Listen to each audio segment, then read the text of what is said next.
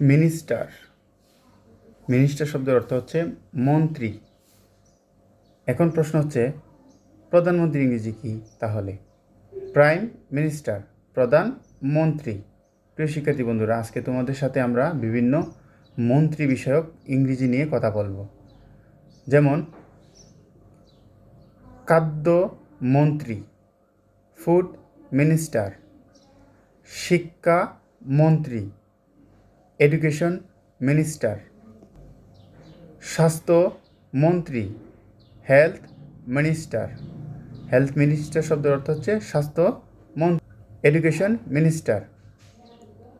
বাণিজ্য মন্ত্রী, commerce minister. মুখ্যমন্ত্রী, চিফ মিনিস্টার।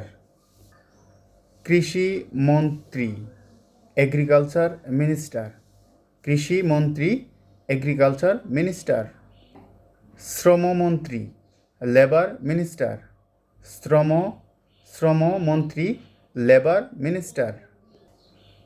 বস্ত্রমন্ত্রী, টেক্সটাইল মিনিস্টার। বস্ত্রমন্ত্রী, টেক্সটাইল মিনিস্টার।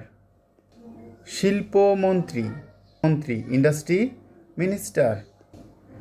স্বরাষ্ট্রমন্ত্রী, হোম মিনিস্টার। স্বরাষ্ট্রমন্ত্রীর ইংরেজি হচ্ছে হোম মিনিস্টার।